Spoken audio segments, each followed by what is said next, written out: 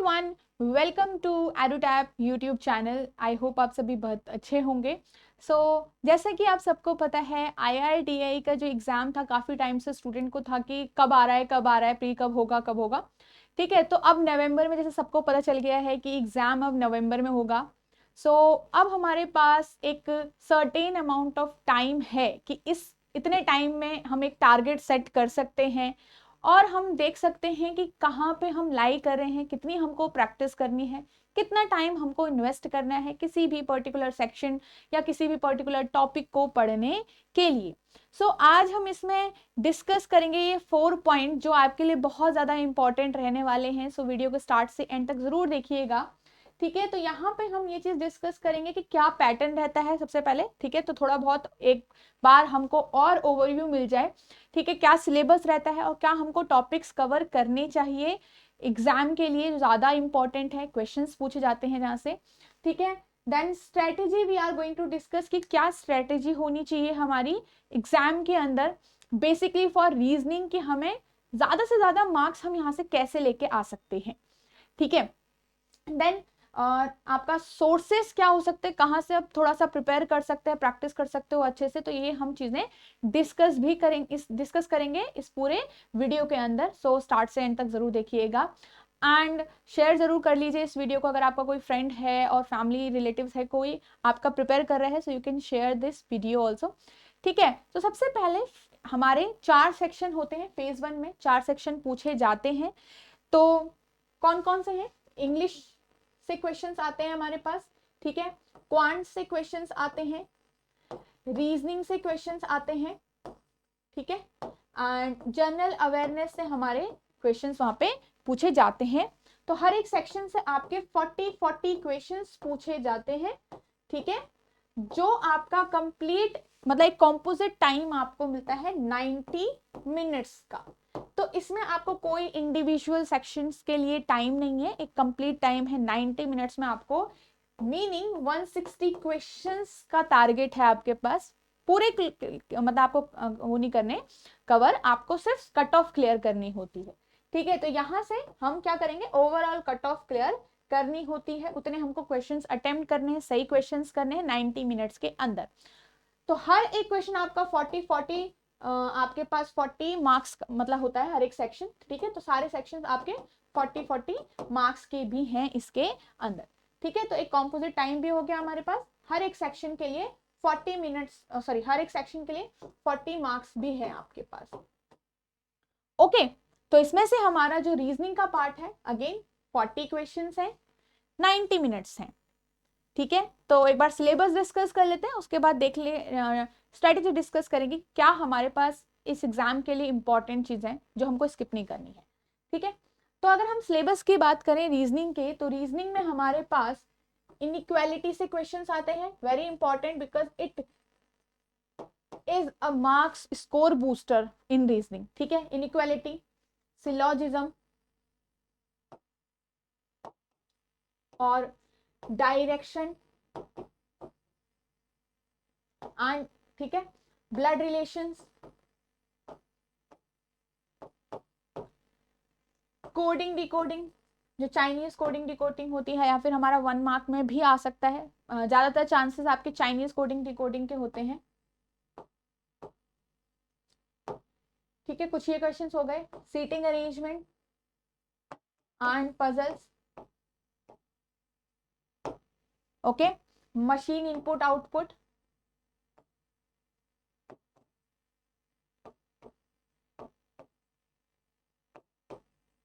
यहाँ से भी क्वेश्चन बनते हैं हमारे पास एग्जाम में। ठीक है, और हमारे पास क्या रह गया, इनइक्वालिटी आपका इंपॉर्टेंट है, सिलॉजिज्म इंपॉर्टेंट है, direction sense, blood relation, coding decoding, seating arrangement, machine input output. ठीक है, और हमारे डेटा सफिशिएंसी से भी आपके क्वेश्चंस यहाँ पे बन सकते हैं। हो सकता है 1 या 2 क्वेश्चंस आपको डेटा सफिशिएंट मतलब 2-3 क्वेश्चंस आपको डेटा सफिशिएंसी से भी देखने को मिलेंगे एग्जाम में। ओके, वो तो आपका बेसिकली इन्हीं टॉपिक पे डिपेंड होता है जो आपके ऊपर कवर हो रहे हैं। ओके, सिलॉजिज्म हमने लिख लिया, हाँ ठीक है। एक और टॉपिक आपका अल्फान्यूमेरिक बेस्ड क्वेश्चंस भी आपके आ सकते हैं, मतलब 1 मार्क्स बेस्ड क्वेश्चन आपका अल्फान्यूमेरिक सीरीज से भी आ सकता है। तो इसको भी आप 2-3 क्वेश्चंस यहाँ से भी कवर कर लीजिएगा। ठीक है। सो मेन अगर हम इनमें इंपॉर्टेंट, जो बहुत ज़्यादा इंपॉर्टेंट है, जो आने के हाईएस्ट चांसेस हैं और आपको सॉल्व भी करनी चाहिए एग्जाम में, अगर आपको दिख गए तो इनको छोड़ना नहीं है। ठीक है, जैसे इनइक्वालिटी, सिलॉजिज्म के क्वेश्चंस, डायरेक्शन सेंस जो आपके हाईयर चांसेस हैं, सिटिंग अरेंजमेंट एंड पजल सबसे ज्यादा हाईयर चांसेस हैं, 4 टॉपिक्स के हैं आपके। ठीक है, एग्जाम में, और इनको आपको कवर करना ही करना है, मतलब सॉल्व करना ही करना है। तो अगर हम बात करें यहाँ पे कट ऑफ की, तो ओवरऑल कट ऑफ तो है ही है आपकी, आपकी एक सेक्शनल कट ऑफ भी होती है जो आपको क्लियर करनी होती है। ठीक है, सेक्शनल कट ऑफ। ठीक है, सो आपका 10 मार्क्स का, मतलब 10 क्वेश्चंस आपको यहाँ से अटेम्प्ट करने पड़ेंगे। 10 मार्क्स आपका सेक्शनल कट ऑफ होता है जो डिसाइडेड हो गया।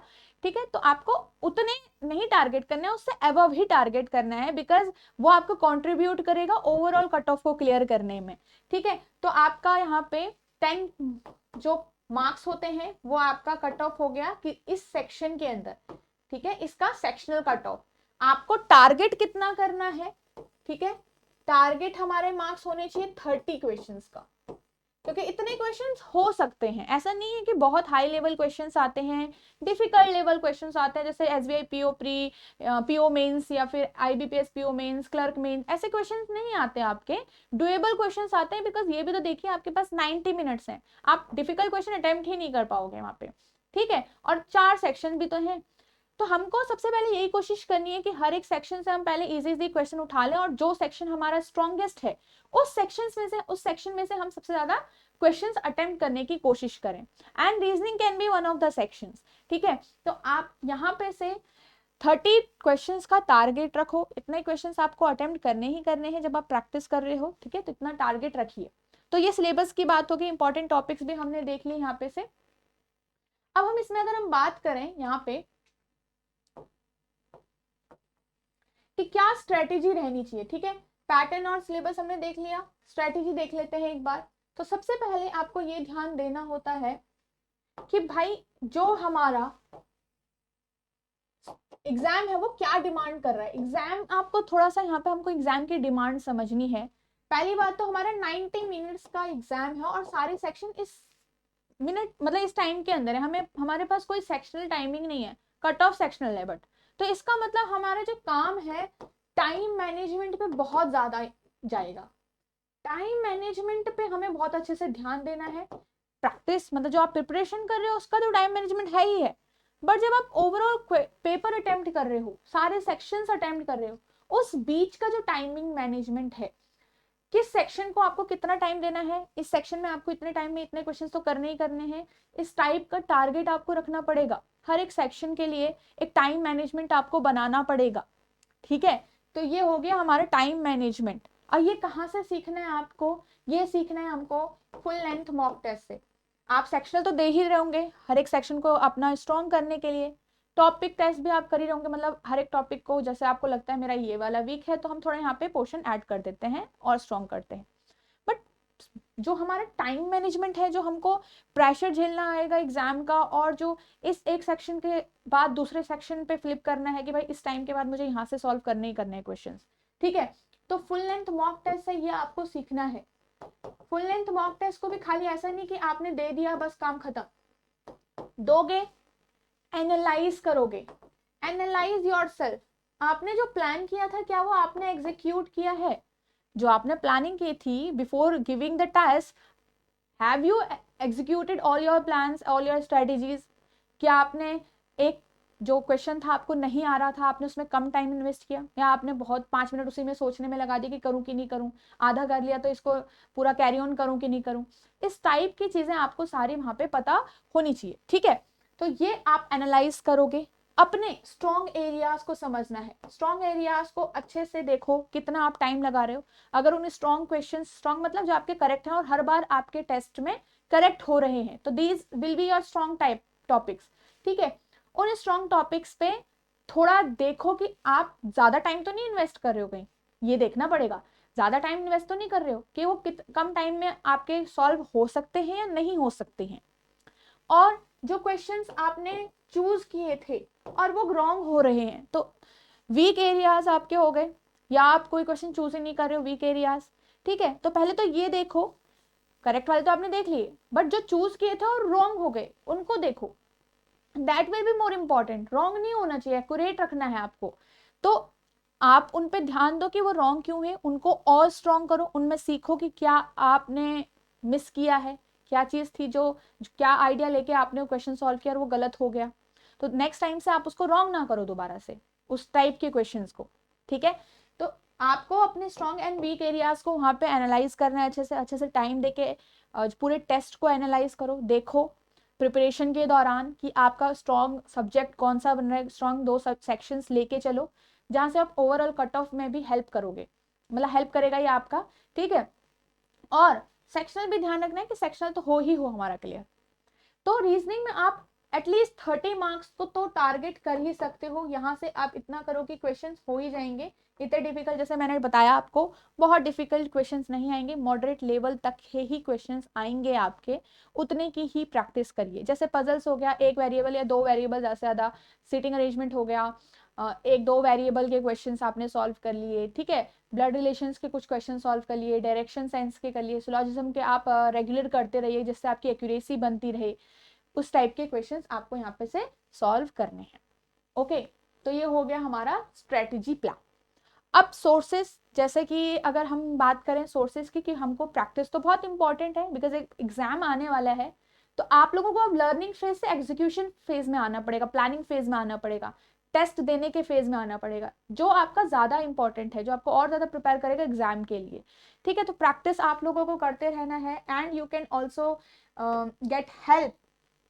आप लोग जो आपको कोई टॉपिक आपको लगता है यहाँ से प्रैक्टिस करनी चाहिए, थोड़ा और क्वेश्चंस को समझना चाहिए, सो you can visit our YouTube channel also, ठीक है। यूट्यूब मतलब आपको एडुटैप रेगुलेटरी बॉडी पे जाना है, आपको ये चैनल ऐसे करके खुल के मिलेगा, ठीक है। आपका यहाँ पे प्लेलिस्ट पे आप जाओगे, ठीक है। तो इसमें आपका क्यूआरई पूरा कवर हो रखा है, मतलब क्वांट्स, रीजनिंग एंड इंग्लिश की आपको जो वीडियोस हैं आपको एक साथ मिलेंगी। इसमें आपको एक सेक्शन यहाँ पे दिखेगा क्यूआरई का, ठीक है, यहाँ पे, ठीक है। तो ये QRE RBI grade B, NABARD grade A, SEBI and others exam दिख रहा है आपको, तो ये आपके लिए बेनिफिशियल रहेंगे। यहाँ से जो वीडियोस आपको दिखेगी, अलग अलग टॉपिक्स में भी आपको फंडामेंटल, जो हमारा सीरीज है इसके अंदर फंडामेंटल वीडियोस हैं, वो आपको यहाँ पे से टॉपिक्स आपके इजीली कवर हो जाएंगे, प्रैक्टिस आप कर सकते हो क्वेश्चंस की यहाँ पे से, ठीक है। सो आपको इस टाइप से यहाँ पे वीडियोस दिखेंगी, ठीक है। डिफरेंट डिफरेंट वीडियोस है इसके अंदर आपकी यहाँ पे, ओके।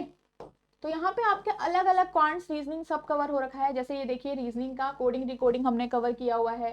तो आप हाई लेवल वाले मत करना, इसमें इजी लेवल वाले करना, जो आपके आरबीआई ग्रेड बी वाले नहीं, आपको इजी इजी लेवल करना है, पार्ट 1 पार्ट 2 करके, ठीक है। पार्ट 1 तक के क्वेश्चंस कवर करो, जो आपको लगता है डिफिकल्ट वाला सेक्शन है तो उसे छोड़ दो। तो इनइक्वालिटी, डायरेक्शन सेंस, अल्फान्यूमेरिक जैसा आप देख सकते हो यहाँ पे से, ठीक है। मशीन इनपुट आउटपुट कवर हो रखा है आपका, ऑर्डर रैंकिंग वाले क्वेश्चन जिसमें आपका कंपैरिजन, मेनली आपका कंपैरिजन बेस्ड पजल वाले क्वेश्चन इंपॉर्टेंट है। सिलॉजिज्म आपका कवर हो रखा है इसमें, ठीक है। ब्लड रिलेशंस और सीटिंग अरेंजमेंट पजल्स आपका इसमें कवर हो रखा है। So you can visit this channel and you can practise from here also, ठीक है। सो आप लोग यहाँ पे से प्रैक्टिस कर सकते हो, और कोई नई चीजें आपको देखने को मिलती है, सीखने को मिलती है, so you can practise from here too, ठीक है। सो आई होप आपको ये वीडियो हेल्पफुल लगी होगी, और आप लोग अच्छे से यहाँ पे से अब इसके बाद चीज़ों को कवर करोगे और अच्छे से प्रैक्टिस करोगे। As now that are here, और अब वो अनसर्टेनिटी नहीं है कि कब होगा एग्जाम, तो काफ़ी लोग इसमें ही रहते हैं कि कब होगा कब होगा, और प्रिपरेशन हमारी डिले होती रहती है, ठीक है। तो प्रिपेयर अब अच्छे से कर लो, अच्छे से प्रिपेयर, अच्छे से टेस्ट दीजिए जो ज़्यादा इंपॉर्टेंट है आपके लिए, और सिलेबस को ध्यान में रखिए कि आप लोग कोई इंपॉर्टेंट टाइप या टॉपिक तो आप मिस नहीं कर रहे हो, ठीक है। सो लाइक ज़रूर करिएगा ये सेशन अगर आपको हेल्पफुल लगा होगा, एंड गुड डे एवरीवन।